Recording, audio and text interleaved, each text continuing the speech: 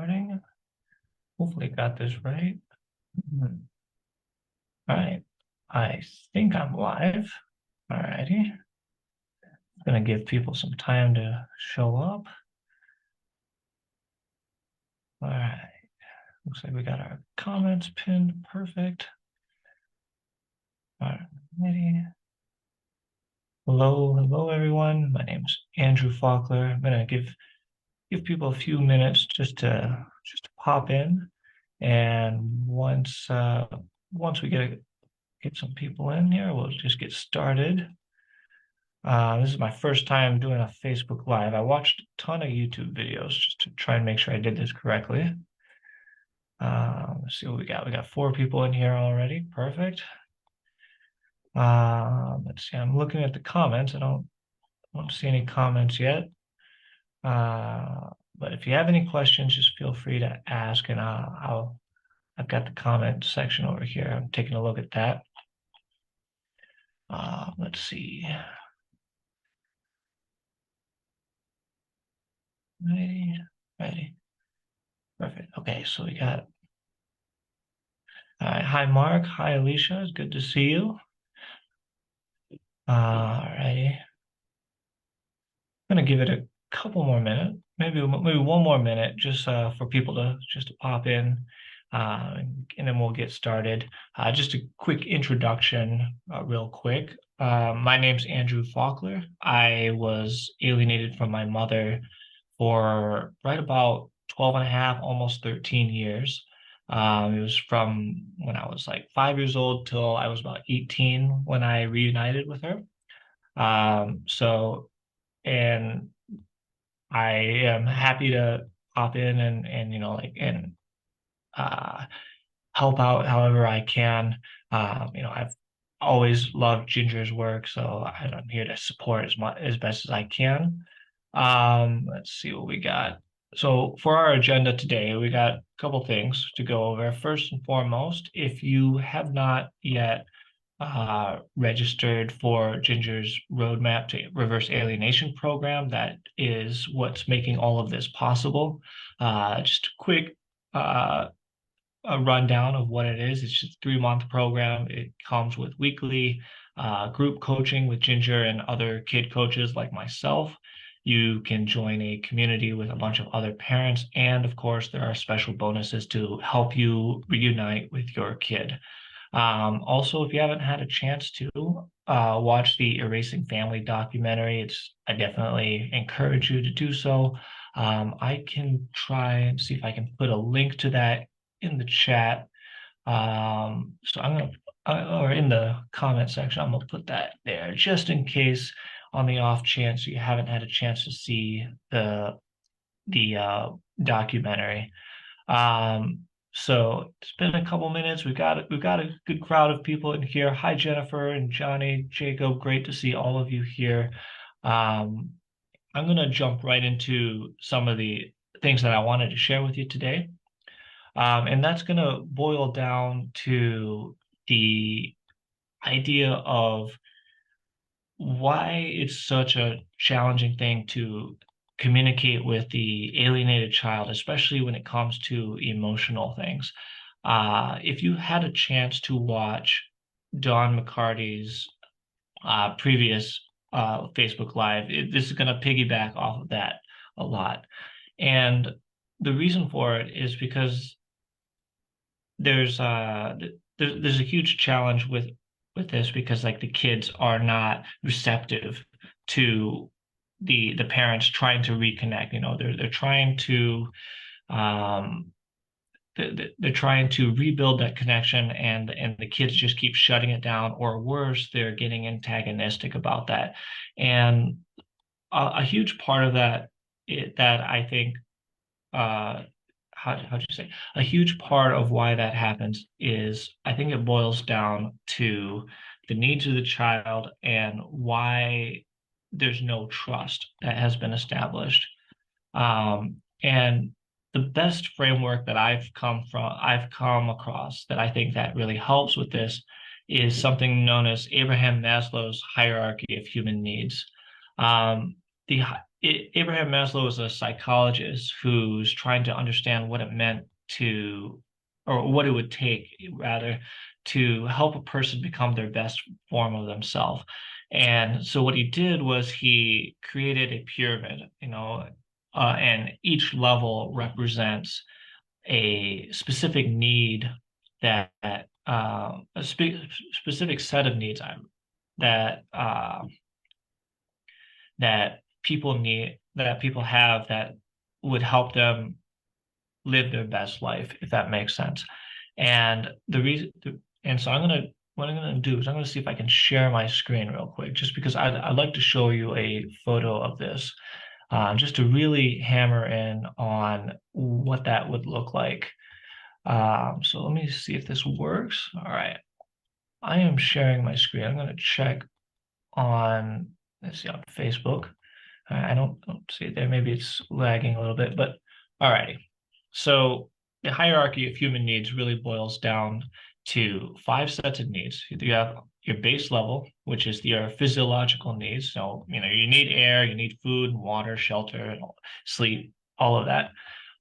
Next up, you have your safety needs, personal security. You need to have a job so you can pay your bills, and you need good health, place to stay.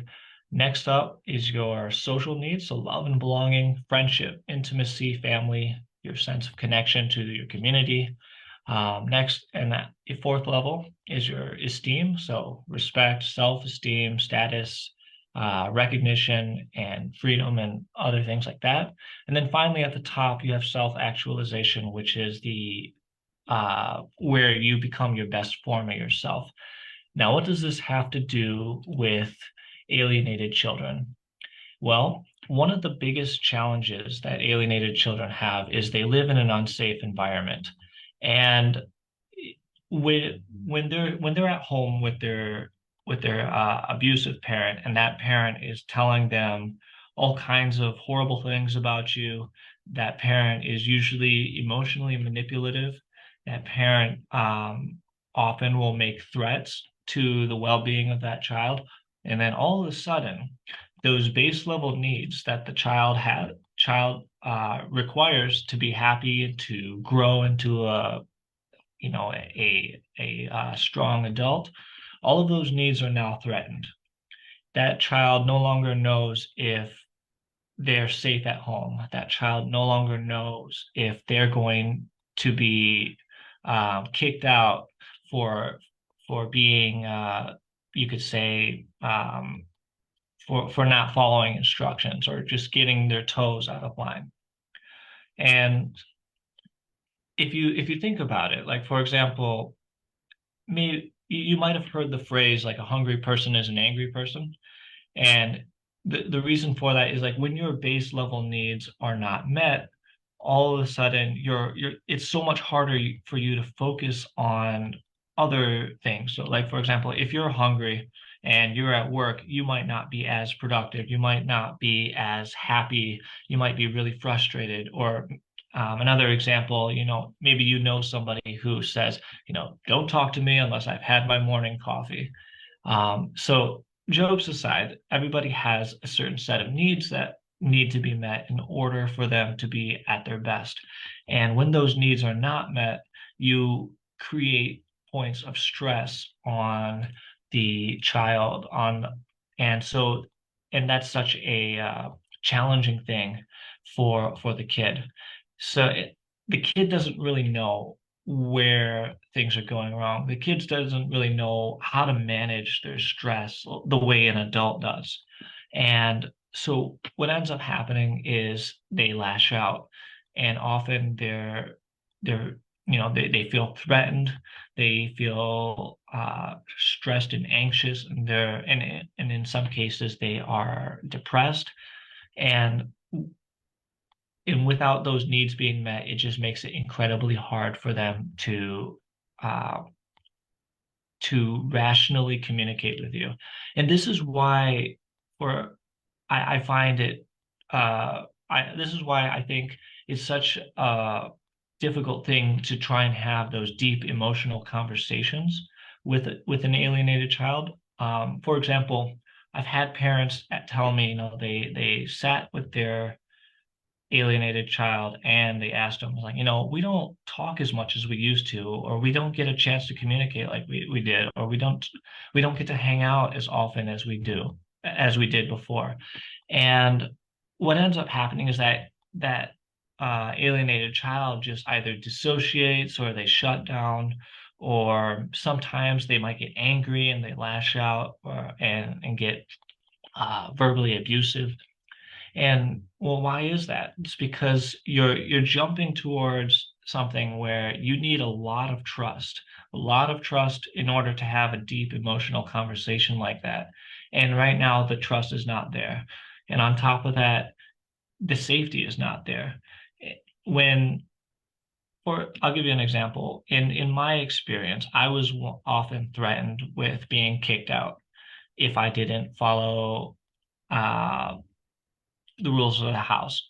And that creates an environment where as a kid you don't even know if that's BS or if that's actually true. You just in your mind you just have that one threat looming over your head.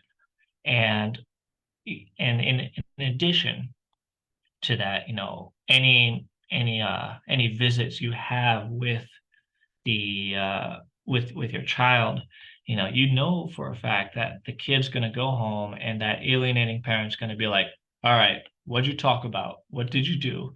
Where did you go? What time did you go home? Did they say anything about me? And they're just getting grilled because every minute that they're with you is something that they know they're going to be grilled about. They're going to have to explain everything. And the other reason why I want to share this framework with you is because your needs have to be met as well. Because there's two sides of it, right? There's the needs of your kids and there's your needs as well. And there's not a lot of overlap between the two because, adults have different needs than kids do. And so one of the more important things I want to stress is that you have to make sure that your needs are met first before you can start addressing the needs of your kid. This might seem like something you don't want to hear. It might seem like, and again, that analogy of putting the oxygen mask on the plane on yourself first before you put it on your kid. And it might seem like a really frustrating thing to hear. But the reality is, if you can't be at your best, it will be much harder for you to manage the emotions of your kid. Often, when kids are, like I said before, when kids feel unsafe, they're going to be aggressive and say things that are very hurtful. Often, those things that they say are going to be parroted, or they're going to be things that they've heard from their abusive parent. And those are going to hit some of your soft spots, and it's going to be really hurtful. It's going to be triggering, and the kids are in survival mode. So what they're doing is like they're trying to protect themselves. And if you are not in a position where you're emotionally strong and you're able to handle that level of aggression, then you might accidentally get goaded into an argument or into a fight, which leads to more disconnect between you and your kid. But it also leads to the kid believing all the horrible things that they've been told about you because they were able to goad you and provoke you. I always tell parents that this is a test to see if you are the villain that they believe you to be. Take a quick tea break. All righty. Let's see what we got in the comments. Let's see. I see Bobby says, "Yep, that was a mistake I made. I always put my son before myself." And and you're right. It's not the kid's fault because they don't realize it. It is a challenging thing. It's counterintuitive to, you know, take care of your own needs. And often as a, you know, as a parent, just as a good person, you want to you really want to ease their pain, and you want to give them a chance to really see the real you. And I totally get that. Barb is asking, as a stepmom, should I keep reaching out to my stepkids who are saying they don't want anything to do with me or their dad and I? I would continue to reach out to them. I would also encourage you to follow Ginger, and because she's got a lot more strategies. I can't really go over them right now because the live is a pretty short thing. I've only got about 10 more minutes left before we got to wrap up. Let's see what else we got.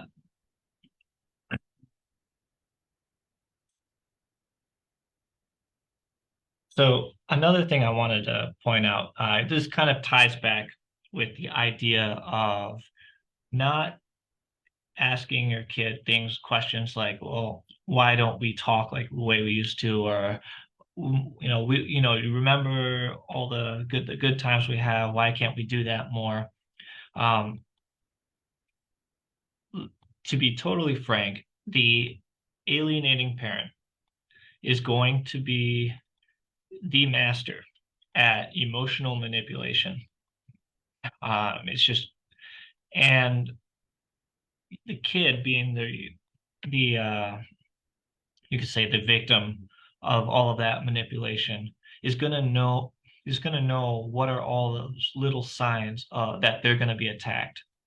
So in a normal conversation, with two regular adults saying something like, well, hey, we don't talk as much as we used to, and I would really like to address that, or I would really like to spend more time with each other. That's okay with normal adults, but we're not dealing with normal adults or normal kids. We're dealing with a situation where the kid's going to believe that they're going to get manipulated. And as a result, they're not interpreting your message as a invitation to reconnect. They're interpreting it as, oh, this is my fault. This is something, you're blaming me for something out of my control, and so that often can be a frustrating thing for them. And it creates more resentment and creates more frustration. So instead, what I encourage parents to do is look for small opportunities, small things that don't really have a high level of commitment, and just and within those small opportunities, you're what you're really looking for is just small moments that you can share an experience with, because that's what you would be doing with your kid if none of this had happened, right? If everything in a perfect world, if with your kids there, you would just be doing all the regular things that every other parent would be doing. You'd be going to the movies, you'd be helping them with their homework, you would be just talking about life, or playing video games together, just those kinds of things. So if you can find small things that you can do with them that are things that they're interested in, things that would make them happy, then it creates a shared experience, a positive shared experience. And if they're low commitments, things that they can say no to with their own autonomy, that then it creates opportunities for you to reconnect. Because I'll give you an example. Like, for example, you know, back when there are, there were a lot of superhero movies, you could ask your kid, for example, maybe if your kid likes superhero movies, you could say something along the lines of like, "Hey, there's this new superhero movie. It looks pretty cool. What do you think? Should we go and watch it?" You know, if the kid says no, then it's not the end of the world, right? It's just a movie. But at the same time, if they say yes, if it shows that they're interested in it, then at least it gives you an opportunity to create some sort of bonding experience. Let's see. Let's take a look at the comments real quick because we got about 6 minutes left before I got to jump onto a coaching call. If you are interested in joining the coaching call, then I would highly recommend joining Ginger's program. I can go over the details again right before we close off. But before I do that, so Carrie's asked a question. My son told his brother that he means me ill intent. I stopped reaching out, but it's so hard not to share love through cards. Does your program help with trans young adults? I believe Ginger does help with any case. Um, and obviously there's a lot to unpack there. I won't be able to really dig into that right now, but I do believe Ginger is able to help and assist with this. Bobby's asking, how do the children realize and learn that they've been manipulated? To be frank, Bobby, I think that a lot of that comes from well, it's hard because one, every kid is different, and two, there are different how do you say it? There's a level of detective playing that the kid has to do before they really realize the truth. In my case, I found that there was too much similarity between how my mother was alienated and how my stepmother was trying to push me away from my father. And that was how I figured it out. But other kids are very different. They all have their different stories. Um, but what I will say as a general similarity is that usually there is some moment where they realize that, they're constantly being pushed away from people that they are close to. And they start to wonder, well, hold on, this person's actually a good person. Why are you pushing me away from them? And then they start to do a little bit of detective work, and then they realize the truth of what's been going on. Let's see. Cindy's asking, my daughter wants nothing to do with me. How can I reconnect? She still talks to my daughter that lives with me. They are connected. Um, Again, Cindy, I would highly recommend Ginger's program. It's something that would help really dig into that because, like I said, these Facebook Lives are pretty short and there's a lot to unpack. I do think, again, going back to what I was saying earlier about looking for small commitments that your daughter could say that your daughter could participate in with you. And with those small commitments, it makes it a lot easier to say yes to without feeling like it's a big obligation. A great analogy I use is to treat it like dating. For so when you're dating, you never walk up to the person and say, "Hi, my name's Andrew. Let's get married." It's too much all at once, right? But you can always start with something really small when you're dating, right? You usually ask them out for coffee, or you just sit there and talk for a little bit. But if you go too much all at once, it creates this overwhelming feeling that it's like and it all goes back to the hierarchy of human needs. If their basic needs are not met, they're going to feel like anything that you ask of them is too much. It's going to be stressful for them. So hopefully that helps answer the question. We've got just a couple minutes left. If you have any questions, just feel free to send them in the chat. I'll be happy to help. And before I head off, I do want to quickly just recap Ginger's program because, again, that's what's making all of this possible. The Roadmap to Reverse Alienation program, it's 3 months access to the course. You get weekly coaching with Ginger. And in fact, I'm going to be jumping on that weekly call in about 5 minutes. And you can join that as well if you join the program. There's also a community of other parents, special bonuses with new content. And I believe the program is, the program's $4.99 USD. Let's see.